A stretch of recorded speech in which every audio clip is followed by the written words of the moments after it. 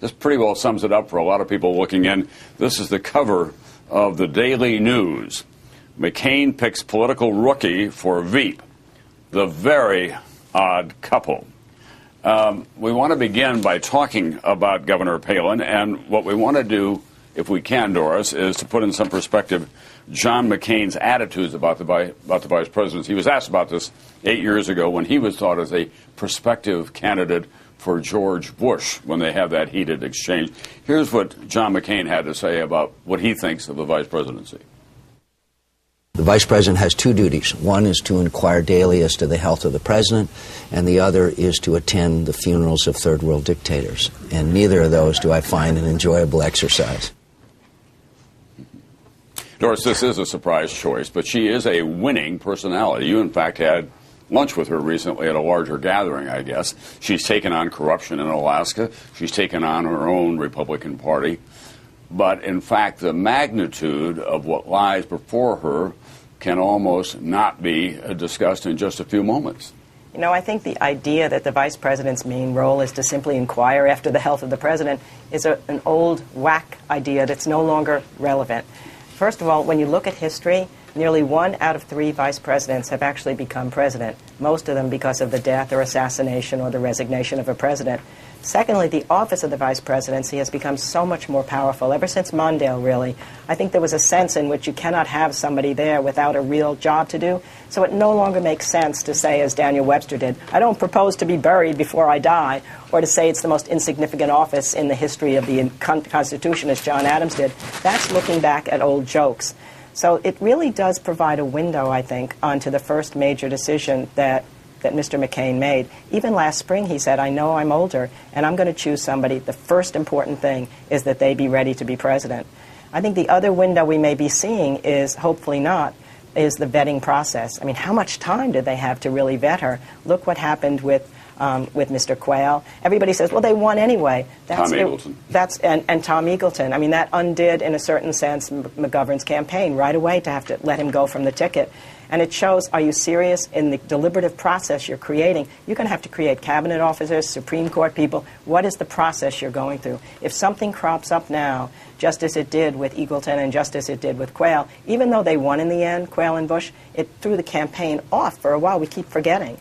And I think the last thing is just a sense in which you wonder about what pressure it's going to put on Governor Palin. You could be Einstein and not be able to answer the questions that you guys are going to put at her.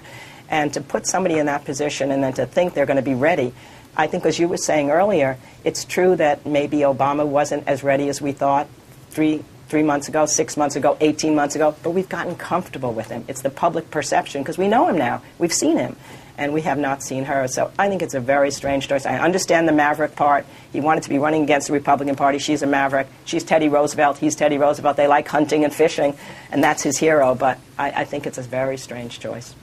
Mike, you know McCain well. He's a rogue and a gambler. He's more than doubled down on this call, though. Yeah, he's not afraid of a big bet. I mean, he's a paradigm breaker. That's who he is. I think the McCain campaign would tell you what they're trying to do here is make it very clear their campaign's about change in Washington, and he picked a rootin' maverick corruption fighter who has a stellar record doing exactly that in Alaska, where there's some corruption that needs to be fighting. I think the question is, what is the price they will pay for this pick? What it says about McCain is he's definitely a maverick. That's a big plus. It also puts the experience issue, where McCain had been getting some traction, in a much weaker position. It's hard for them to defend her on experience. Finally, it strikes me as a base pick. She is going to crush in this room, in this hall, when the convention gets going, should it, with the hurricane. She's going to be a star inside the Republican Party. But in the tough business of practical politics, you don't care really how happy your voters are. You care about how many voters you're going to get. And the question is, what new voters, from my point of view anyway, will she bring to help McCain win in a tough year? Is this the year for a base pick, or is it the year for more of a ticket splitter pick? So in one way, he focused his message on reform. There's no doubt now. She really accomplished that, and she has great charisma to carry that message. But what about the side cost of this as far as questioning his decision-making process and experience? Ultimately, I'm not sure vice president is as important as we all make it, but it does say a lot about the guy. Balance sheet, strong reformer now, But on the experience issue, is he paying a heavy price for that? And does he get any new votes for this, or just reinforce the votes he already has? To that end, the National Review said by picking Alaska Governor Sarah Palin as his running mate, John McCain has wowed the public and enthused the right. He has reinforced some of his winning themes, that he has the mindset of an outsider and a fighter against corruption. He has also reinforced his appeal as a candidate more in touch with traditional values and moral issues. That goes to the base. There are other Republicans who are saying, listen, we'll be able to pull those Hillary Clinton voters who are not happy with the way Obama treated her across the line. What are the chances of that, Andrea? Well, they think now that they have a story. They have a story of a working mom. She is a colorful character, an Annie Oakley, Annie, get your gun. So they love her story. But when she tried to talk about Hillary Clinton in Pennsylvania, in western Pennsylvania yesterday, at a rally with conservative Republican voters, Hillary Clinton was booed. So she can use the Hillary Clinton and Geraldine Ferraro analogy if she wants to in interviews. She cannot use that at Republican rallies. She is not appealing to the same women who were really voting or supporting Hillary Clinton on ideological issues.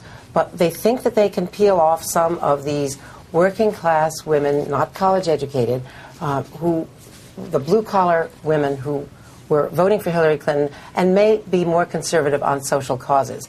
Clearly on the abortion issue, this is a woman who not only believes in fighting abortion, she made a personal choice, which she's willing to talk about. She had a baby after being told that the baby would be developmentally challenged, her infant child. So she is a portrait of that. The interesting thing is that John McCain has, as Mike has said, has returned to the original John McCain, the Maverick. We are told that he wanted to pick Joe Lieberman. They tested it. He wanted to throw that long ball. And having tried that and having been shot down by the conservative base, he still wanted to fight Washington, to choose someone who took on Ted Stevens and to take on the public corruption issue and to say Washington is broken. They decided they'd reached a ceiling. The experience argument was not working. They had to adapt and take the change argument, which was working somewhat for the Democrats, and by taking it, saying, Washington is broken, this woman will help me fix it. It doesn't get to how is he going to govern. It gets to how he makes decisions. It's a fascinating portrait of John McCain.